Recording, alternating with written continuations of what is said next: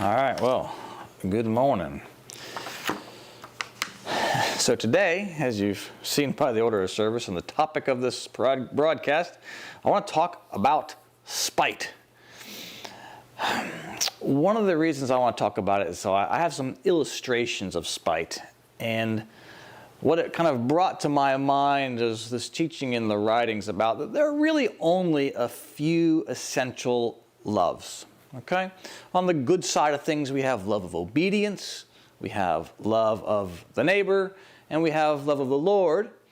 And underpinning all of that, kind of the fabric of it all, is this conjugal love, where it's the love of bringing together love and wisdom. It's that joining. So the fabric of all of those is that. So you've basically got, you're down to what, 3 or 4 basic loves on the good side of things. So you can put my hands to this side for the good side. On the bad side of things, well, on the other side of that ledger, there's only really a few evil loves as well. And what the problem we run into, I think, is that we do bad things, but we justify them so well that we fail to see the darker sides underpinning all of that. And we talk about repentance and change, but key to doing repentance and change is reflection. You've got to actually look at what you do and say, gee, what's really going on there? Why do I do those things? What's the underpinning love, desire, or evil love or desire that's driving this? And the topic of spite provides an interesting way to kind of peek under the hood and say, is this good or bad?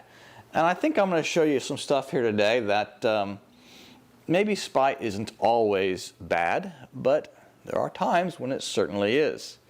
So we're going to start here with the kind of the origins of this. I'm assuming everybody has heard the phrase that you don't cut off your nose to spite your face. The idea is don't do something that's going to cost you and hurt you just for the sake of being mean, right? Don't spite your nose. Don't do that. Don't cut off your nose to spite your face. You're going to lose on that kind of deal, right? But why would somebody say that? Why would somebody say that phrase? It actually has an interesting origin, one that is, both disgusting and gross, because, it involves cutting off your nose. So when you hear this story, ask yourself, was cutting off your nose to spite your face, was it really a bad thing? Because maybe sometimes you do need to spite your face. This story originates in the 1500s in Europe, where barbarians were rampant throughout the area. They come into town, they pillage, they steal, they kill the men, and they rape the women. Well, in this particular town, the barbarians were coming, and this town had a Catholic monastery full of nuns. The nuns had a vow of chastity, and they didn't want to have this broken because, if their vow of chastity was broken, they may not be able to enter into heaven as a bride of Christ. So the nuns, being thinkers, they said, how do we prevent this happening? How do we prevent from losing our chastity? So one of the nuns came up with this idea of cutting off their noses and any other parts of their faces that they felt like doing, because they wanted to mutilate their faces enough so that they would make themselves so grotesque and so ugly that the barbarians would want no part of them. Everybody wins, right? Barbarians don't rape the women, women don't lose their chastity, women go to heaven, all good, right? Well, sure enough, the barbarians get to the monastery and see these mutilated nuns covered in blood, and they say, no thanks, and they leave. So in this case, the spiting of their faces, cutting off their nose to spite their face, actually worked. It's a terrible story. I get that. It's a terrible story. It's not nice. But at the same time, spiting one's face, in this sense, kind of paid off, right? Now, we normally think of spite in that kind of terms. You know, it's normally spite's used in the idea of being mean for the sake of being mean. Researchers have taken the idea to figure out if people are actually mean when they have nothing to gain from it.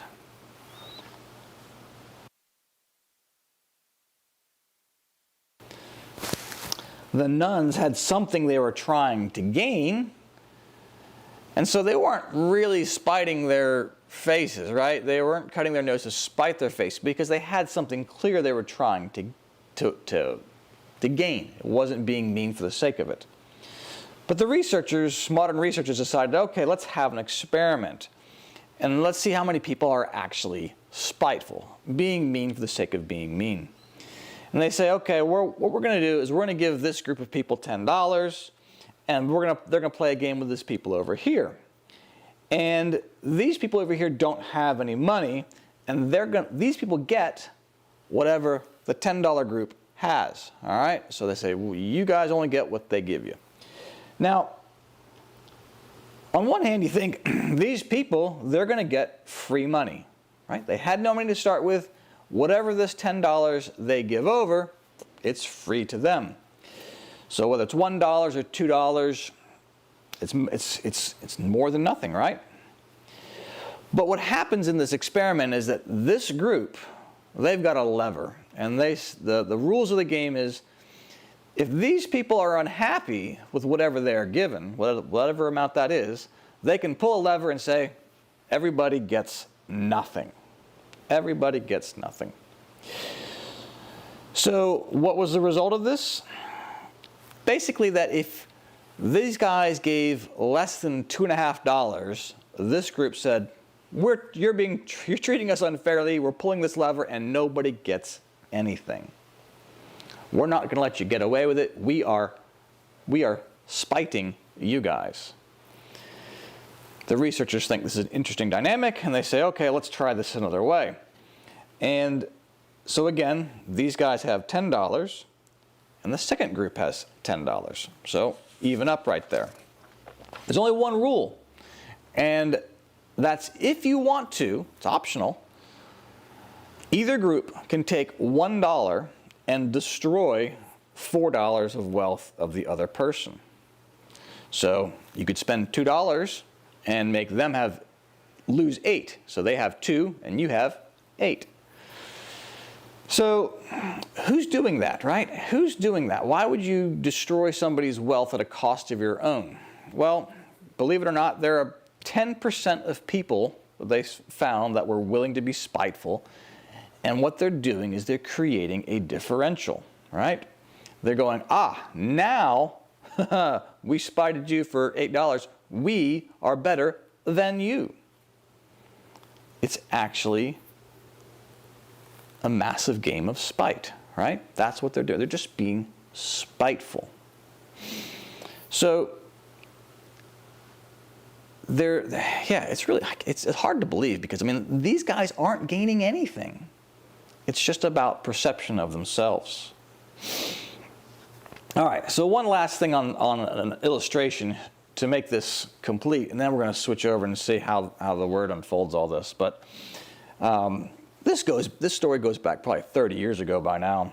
But there was an American athlete. He was attending a university, and the way the system works over there is if you do well in university sports, the professional levels draft you, and they bring you on.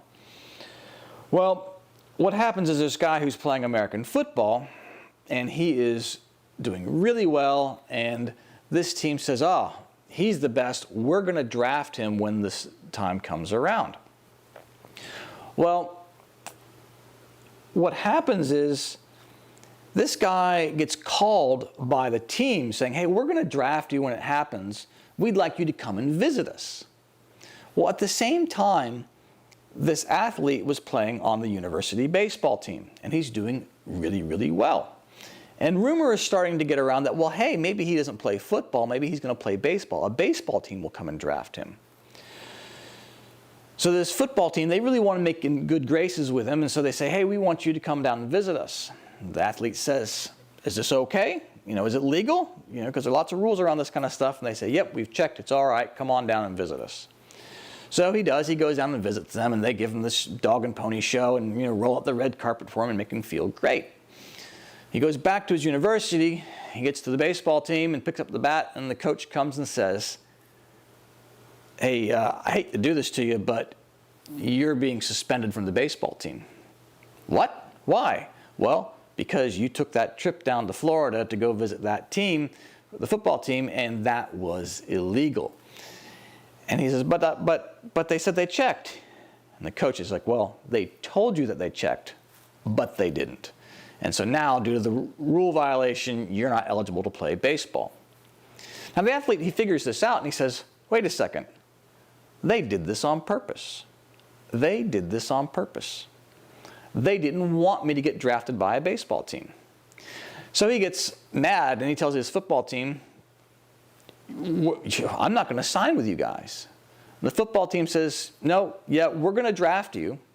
We have control over that. We're going to draft you, and we're going to offer you a $7.5 million contract to play for us for 5 years. He says, no, I'm not going to do it. And he holds true to it. The football team drafts him. He refuses to sign, and he signs with a baseball team that does draft him and offers him $1 million. So what has he done here? He has spitefully spited the football team. I'm going to pass up the $7.5 million in order to make the $1 million. Why am I harming myself? Because I don't like you guys. That's what happens. He's spiting it. So the point of all this, the grand picture here that I'm drawing for you here is what is going on here. When these different the nuns and the researchers and this athlete, when they are engaged in these acts of spite, what's going on underneath it? What is the core love that we're actually examining here? The way I see it, all of these examples have one thing in common. Each of the parties, they are out for control. They're all saying to somebody who is trying to hold an advantage over them, right? The barbarians are trying to hold an advantage over the nuns. The team is trying to hold an advantage over the athlete. What are they saying back to them? No. They're saying, you don't have an advantage over me. You are not in control of my life or my fate. I am. You can't buy me with your money. With your $7.5 million, you are not in control of my life. I'm going to do what I want to do. That's final. The nuns were saying, you may be stronger and meaner than us, but you're not going to prevent us from getting where we want to be. We are in control. And the children of Israel get in trouble all the time because they are trying to maintain control. God is doing all sorts of wonderful things for them. And you've heard the stories, right? Over the years, right? Miracle after miracle. And God is saying what? He's saying, follow me. Follow me. Now, where do things go wrong from the children of Israel? They say, no. We're in control. The children of Israel, they are spiting God. Take a look at your first reading. It's from the book of Numbers. All right? And here's what it says. The Lord said to Moses, how long will this people despise me? And how long will they not believe in me, in spite of all the signs which I have wrought among them? The verb despise is the word spite in a noun form. All right? The two are interrelated. They mean basically the same thing. So when it says, how long will the people despise me? It's like, how long are the people going to spite me? The Lord is saying, I've done all these things for them, but they keep pushing back. Why? Because it's a matter of control. In the next book, Deuteronomy chapter 1, we get kind of the same thing. The Lord your God who goes before you will himself fight for you, just as he did for you in Egypt before your eyes, and in the wilderness, where you have now seen how the Lord your God bore you, as a man bears his son, in all the way that you went until you came to this place. Yet in spite of this word, you did not believe the Lord your God, who went before you in the way to seek you out to a place to pitch your tents, in fire by night, to show you by what way you should go, and in the cloud by day. And the Lord heard your words, and was angered, and he swore, not one of these men of this evil generation shall see a good land which I swore to give to your fathers, except Caleb the son of Jephunneh. He shall see it, and to him and his children I will give the land upon which he has trodden, because he has wholly followed the Lord. It's all about following the Lord completely. We get in trouble because we just don't want to do it, right? We want to show that we're in control. We want to have this illusion of being in control of our lives. And the Lord gives it to us. He says, yeah, I'll give you that illusion of being in control. And he says that you need to have that illusion so that you feel like you have a life of your own. But you also need to realize that you've got to do what I'm saying. It's not because I'm mad at you. It's not because I hate you or I need you to do it for my sake. I want you to do these things because it's going to come out better for you. But when you apply that logic to our own lives, right? You know, how many times have our parents told us as teenagers, hey, don't do this. It's not going to turn out right for you. You know, my dad used to say, don't drive at night. Don't drive in the rain. Don't drive in the snow. Don't do it if you don't have to, at least. Dad's telling me these things not for his sake. He's doing it for mine. He's like, look, you're going to crash your car. It's going to be expensive. What did I do? I drove my car in the night in the rain and I crashed it, of course. Don't do that, he says. And it's not because Dad cared about that stuff all that much, but he knew it was going to be better for me if I didn't. But I didn't listen. And it's the same thing here. We can decide that we want to be in control, and we get ourselves in trouble time and time again by trying to control other people. That's where relationships often go wrong, is we try to control somebody else and force them our will on them. It can be a marriage, it can be a friendship, it doesn't matter what the level of relationship is, but trying to control other people is a massive problem. I found this reading from Heaven and Hell. It's a few paragraphs long. It's number 380. And it's referring to a married couple in this case, but really it applies to any sort of relationship where you have this dynamic of one person trying to control another. So sit back and enjoy this.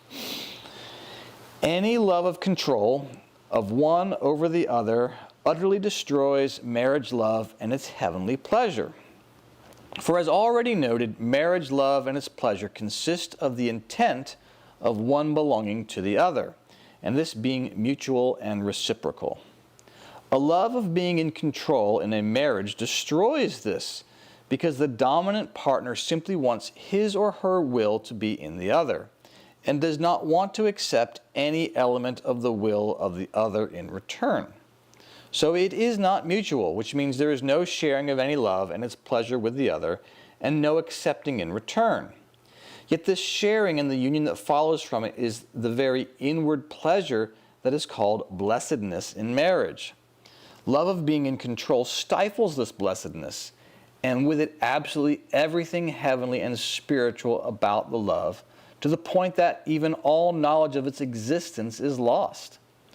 One could even say that it's held so cheaply that the mere mention of marriage blessedness makes people laugh or flare up in anger. When one partner wants or loves what the other does, then there is freedom for both, because all freedom stems from love. However, there is freedom for neither one when there is control. One is the servant, and so is the one in control, because he or she is being driven like a servant by the need to be in control. However, people who do not know what the freedom of heavenly love is do not understand this at all. They might find out from the things just said about the origin and essence of marriage love that as control comes in the door, minds are not united, but severed. Control subjugates, and a subjugated mind either has no purpose or is of opposite purpose. If it has no purpose, it has no love, and if it is of opposite purpose, there is hatred in the place of love. The deeper nature of people who live in this kind of marriage clash and struggle with each other, as is normal for two things that are opposed to each other, no matter how their outer natures are restrained and tranquilized for the sake of peace. They clash and struggle of the inner natures comes out after death. They usually get together and then they battle each other like enemies and tear each other apart. They are, in fact, acting in accord with the state of their own deeper natures. I have occasionally been allowed to see how they fight and tear one another. Some instances are full of spite and savagery. Everyone's deeper levels are allowed a certain freedom in the other life, being no longer constrained by outward considerations for their worldly purposes. Then people are outwardly are what they are inwardly.